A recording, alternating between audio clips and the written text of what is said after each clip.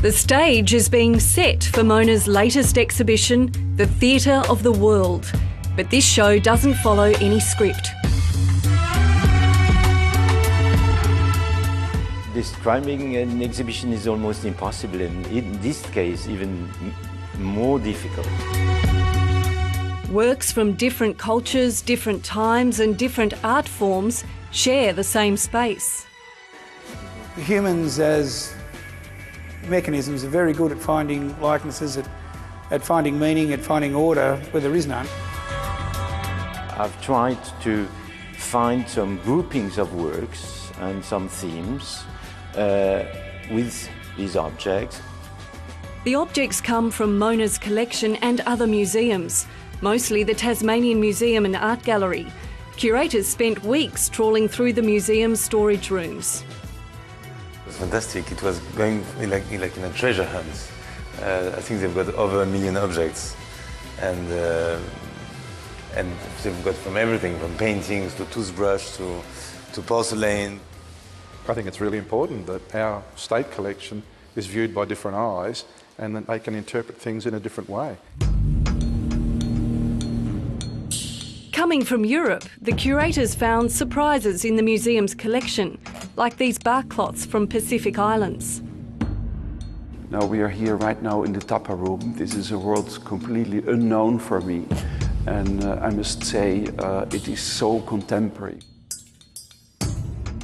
I think most of the visitor will be taken by the strength and the force of these geometric patterns here.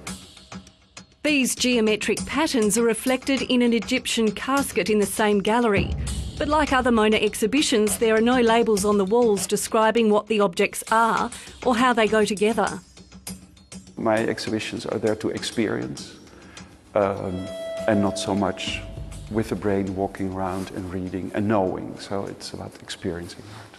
It's certainly up to the visitor to try and come in and have that experience for themselves and make those visual links. And this exhibition is certainly about looking and a visitor's unique experience. The experience is also about the exhibition space. 3 of Mona's galleries have been divided into 16 separate areas.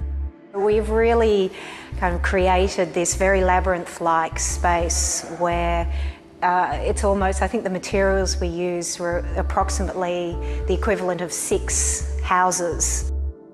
It's designed to give the exhibition a beginning, middle and an end. A room full of coffins is near a more domestic space where a colonial bed sits alongside a Brett Whiteley painting. We're not only looking at works, but some works, or many works, look at us, and some have even eyes. Like the show's blockbuster artwork, Picasso's Weeping Woman.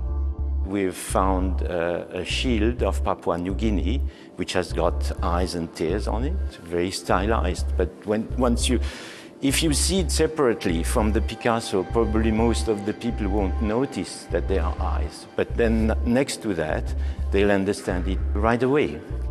So he initially seems to find, I'm guessing, I haven't asked him, one reference point and extract meaning from that, juxtapose it, and then the rest drifts into focus. David Walsh first saw one of Jean-Hubert Martin's exhibitions in Venice. And it created this visual drama that I just hadn't seen before. It was soft and loud at the same time. He invited him to put on a show at Mona, and the idea of using works from the Tasmanian Museum and Art Gallery evolved from there. But David Walsh's interest in the Tasmanian Museum began much earlier, when he was growing up in a Housing Commission house in Hobart. My mother, who was a full-on Catholic, used to get up and go to the earliest Mass on Sunday morning, and fortunately for me, she allowed me to go to a later service, which I soon stopped going to, and then it became the pattern that every Sunday I would beat a path down to TMAG. Back then, the displays at the museum changed rarely. I could look at things in real detail. I spent an hour looking at one thing because I knew I'd be back the next Sunday. Then I'd go home and make up a story about what the sermon was about. With religion on the back burner, David Walsh explored other ideas at the museum. I became obsessively interested in Darwinian biology and, giant kangaroo or a, Zygotic maturus or a diprotodon, one of these ancient marsupials that they had on display. It's absolutely fantastic. It's what museums are all about. If you're a scientist or an artist or philanthropist in David's case, if the museum can inspire you to do good in the community, it's a great thing. And boy, oh boy, has Mona made the mark. But David Walsh is reluctant to say that this early love for the Tasmanian Museum was the reason behind building one of his own. I think the whole museum thing was a complete accident. As he made money as a professional gambler, David Walsh began collecting coins, African and Egyptian artefacts, as well as art, and he needed a suitable place to house them. So the process was something like, I accidentally built a little museum and then I had too much art to put in it, so I built a bigger one. A bigger one worth $100 million to house his $100 million art collection.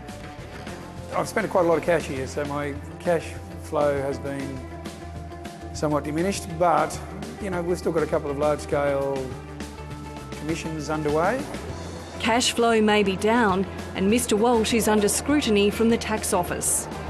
How will that affect your ability to keep putting exhibitions on like this? Well, it remains to be seen. I suspect that it will have no impact, but I would say that, wouldn't I? So the show goes on. Theatre of the World is again likely to attract big crowds. More than 500,000 people have already visited Mona, but few have left shocked or outraged as expected when it opened.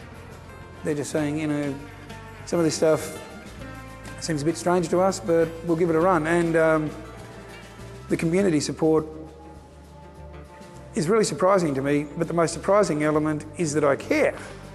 It's amazing how much it means to me. It's surprising, it's overwhelming, and I've had to reassess the value system that I thought I had.